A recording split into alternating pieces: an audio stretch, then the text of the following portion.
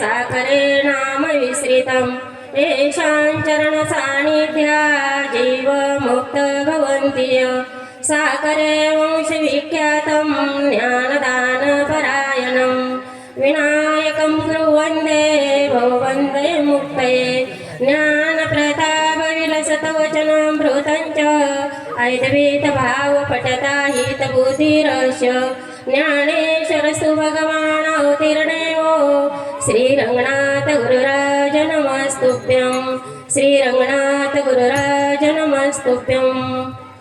सगळ्यांनी एकदम शांततात बसा आणि आपण 2 मिनिटं भोले बाबाचं नामस्मरण म्हणजे श्लोक ऐकायला भेटत तुम्हाला आणि ज्याला येत असेल त्यांनी सोबत पण म्हणलं तरी चालेल। ओम मृत्युंजयाय रुद्राय नीलकंठाय शंभवे अमृतेशाय शरवाय महादेवाय ते नमो।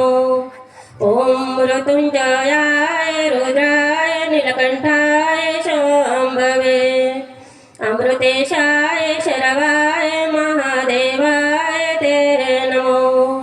अच्युत केशव विष्णु हरि सत्यं जनार्दनं हंस नारायणं सौम्याष्टकं शिवं केशवं क्लेशनाशाय दुःखनाशाय माधवं श्रीहरि पापनाशाय गोविंदाय मोक्षदायकं ध्यानमूल्य गुरुरमृति पूजामूल्यं गुरुरपदं मंत्रमूल्यं गुरुर्वाक्य मोक्षमूल्यं गुरुर्कृपा पूजा सत्यं मंत्र सत्यं सत्यं देवं निरंजनं गुरुर्वाक्यं सदा सत्यं सत्यमेकं परं पदम् अनंता शरणं नास्ति तमेव शरणं मम तस्मस्य कारणे भावेणे रक्षा रक्षा महेश्वरः रक्षा रक्षा महेश्वरा हर हर महादेव शंभो बजरंगबली हनुमान की जय पवन सुत हनुमान की जय हर हर महादेव की जय सद्गुरुनाथ भगवान की जय। भ्रांतीपासून हिरतले गुरु वाक्य मन धुतले रिजुनिया घातले आत्मस्वरूपी काय सांगतात संत आणि काय सांगतात ज्ञानेश्वर महाराज। ह्या ओवीमधून ही ज्ञानेश्वरी मधली ओवी आहे। इथले सगळेच भाविक मंडळी मी लहानपणापासून ह्या गावात राहते आणि पाहते। बरेच लोक मला जवळपास पूर्ण गाव जरी ओळखत असलं तरी म्हणायला काही हरकत नाही, पण खूप दिवसापासून इथं परंपरा आहे, मिरवणुकीची परंपरा आहे। एकादशीला भजन मंडळी, सकाळी काकडा घेण्याची, नित्यनेम चातुर्मास पाळण्याची, अशी खूप काही भक्ती आहे या गावामध्ये। आणि त्यानुसार काहीतरी एक माझं एक प्रल्हाद एक इथं तुमच्या पुढं तुमची सेवा करण्यासाठी काही जागृत झालं। आणि एक त्याच्यामध्ये असं घ्या की उद्या जे महाराज आपल्या समोर येणार आहे तेच आमचे गुरु महाराज आहे आणि त्यांच्याच सानिध्यामध्ये आम्ही इथपर्यंत आलेलो आहे। आमचं सर्व मुलं बाळ सगळेच परिवार सगळे बाबाच्या चरणीच आहे लहानपणापासून। त्या कारणानुसार म्हणा किंवा आमचं काही प्रारब्ध असेल त्यानुसार म्हणा किंवा तुमची काही भक्ती असेल त्यानुसार म्हणा हा योग आला आणि अचानक आला। इथं कोणी मला बोलवलेलं नाही, कोणी मला तारीखही नाही दिलेली आणि मला नाही वाटत की कोणी हे नवीन तरुण मंडळी मला ओळखत असेल। मला असं वाटतं तुमची काय मर्जी असेल ती तुमच्याजवळ एक ही परिचय देणं आहे की कारण की आपल्यामध्येच आपले लोक इतके मोठे झालेले हे आपल्यालाच माहीत नाही। कारण आपल्या लेकरांना आपण नाही मोठं करणार तर कोण मोठं करणार आहे। आजकाल स्पर्धेचं योग सुरू झालेलं आहे आणि या स्पर्धामध्ये आपले मुलं आपण जेव्हा उभे करतो तर आपल्या मुलं सुद्धा कुठेतरी संतांच्या सानिध्यात असायला पाहिजे, त्यांच्यावर संतांची कृपा असायला पाहिजे, त्यांच्या जीवनामध्ये नित्यनेम असायला पाहिजे। आणि नित्यनेमाविना आपलं ते नित्यनेमाने तो प्राणी कोणी सांगितलं, ज्यांचा ग्रंथ आपण समोर घेतला त्यांनी सांगितलं ना की नित्यनेमान आम्ही तो प्राणी दुर्लभ. काय सांगितलं पुढे पुन्हा तुम्हीच म्हणा. कोण आहे त्याच्याजवळ? कोण आहे त्याच्याजवळ? लक्ष्मी वल्लभ. लक्ष्मीचा वल्लभ कोणाजवळ आहे? जो नित्यानं नियमाने आणि भक्ती करतो त्याच्याजवळ. म्हणून नित्य नियमानं आम्ही तो प्राणी दुर्लभ लक्ष्मी वल्लभ तयाजवळी. आणि ह्याच अनुषंगाने आपण सांगितलं की खूप भक्ती केली आणि त्या भक्तीचं एक फळ की आपल्या जीवनामध्ये असे उद्या येणारे जे संत आहे अशा संतांची आपल्याला काय होऊ लागली? सेवा घडती आपल्या हातून. त्यांचं दर्शन होतं आहे, आपल्या भूमीला त्यांचे पादस्पर्श लागते आहे. खूप दैवाने आपण लोक, आपल्यासारखे आपणच दैवाने असं म्हणायला सुद्धा काही हरकत नाही. म्हणून ज्ञानेश्वर महाराजांनी सांगितलं की आपण भ्रांतीपासूनही हिरतले, गुरु वाक्य मन धुतले आणि रिजून या घातले आत्मस्वरूपी.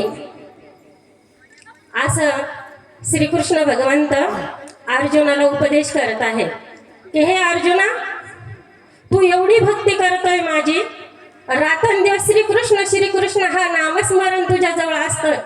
तू जर झोपला तर तुझ्या रोमारोमामधून श्रीकृष्ण श्रीकृष्ण हा जप चालतो. हे कोणी सांगितलं? वेदांनीही सांगितलेलं आहे, शास्त्रानंही सांगितलं आहे आणि 18 पुराणांनीही सांगितलेलं आहे. म्हणून सांगितलं 4 वेद जाणं, 6 शास्त्र कारण, 18 पुराण कोणाला गातात? भूताला. भूताचं गायन करतात का? कोणाचं करतात? हरीचं.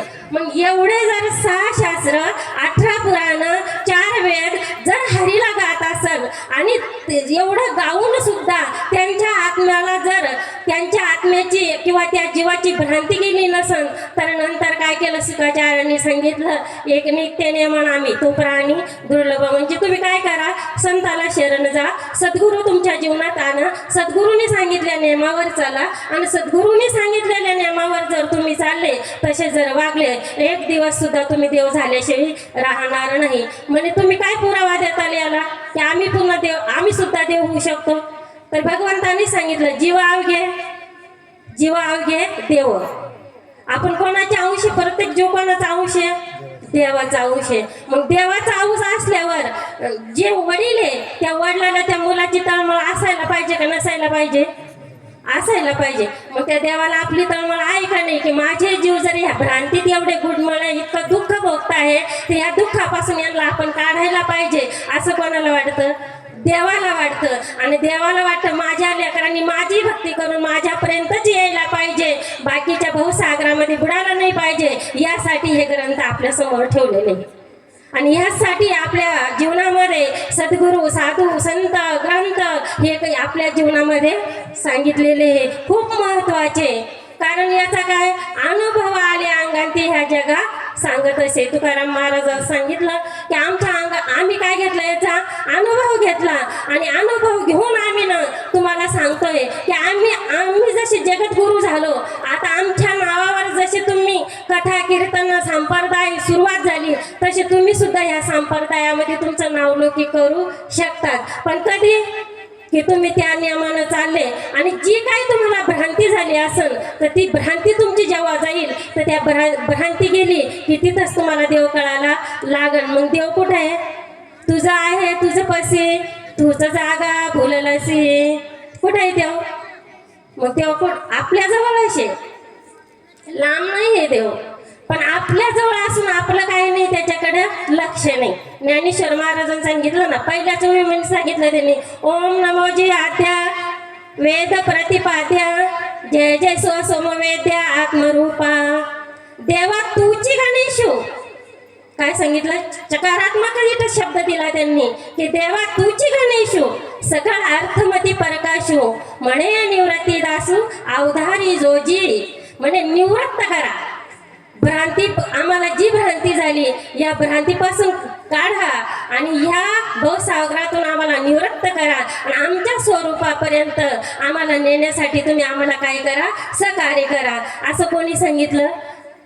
अर्जुन सुद्धा भगवंताला श्रीकृष्णाला म्हणत आहे, ज्ञानेश्वर महाराज सुद्धा निवृत्ती महाराजाला म्हणत आहे, आणि तुम्ही आम्ही जीव आपल्या सद्गुरूला म्हणतोय की आपले सद्गुरू आता उद्या येणारे संत येणारे, की त्या संतांचे जे गुण आपण ऐकू आणि त्या गुणापासून प्रत्येक जीवाला जेव जेव काय उपदेश होईल त्या त्या उपदेशापासून आपली काय जाईल, भ्रांती जाईल. भ्रांती गेली म्हणजेच आपण काय होऊ, कमीत कमी जाग्यावर तरी येऊ असं मला वाटतं. आता आपण जाग्यावर आहे का, जागा सोडली ही आपलं आपण ज्याचं त्यानं बघायचं.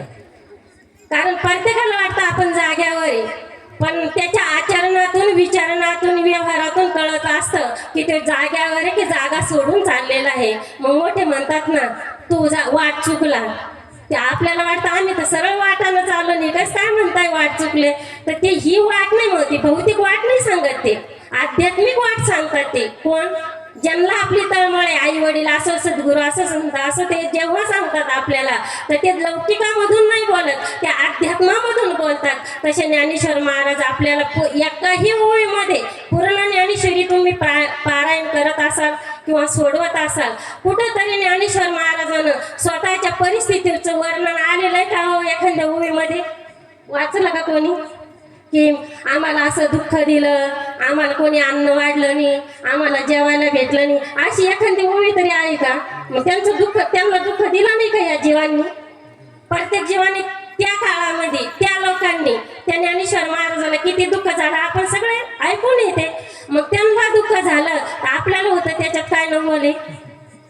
पण ह्या दुःखाला सुद्धा आपण काय करायला पाहिजे, पार करा, संकटाला तोंड देत आणि परमार्थ वाटेवर आपण सतत चालायला पाहिजे. पण सगळे नुसते भ्रांतीमध्ये नाही टाकायला पाहिजे, कधी कधी भ्रांतीपासूनही काढायला पाहिजे.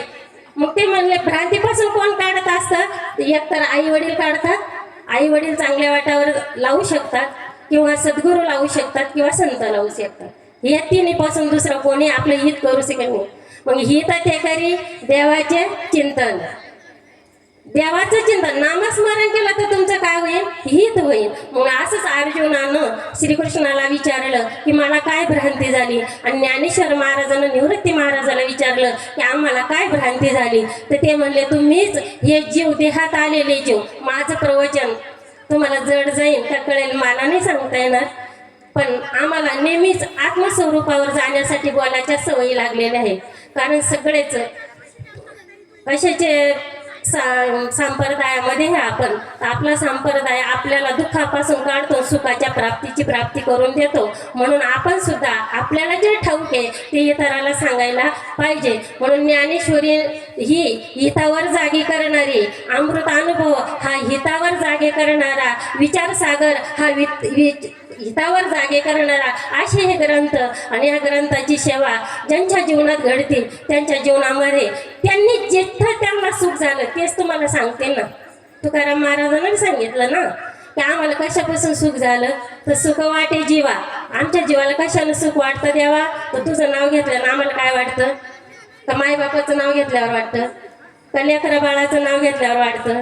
नाही म्हणलं यांचे नावं घेऊ घेऊ तर आम्हाला कटाळा आला, त्यांचे कितीही नावं घ्या पण ते कधी आम्हाला चांगलं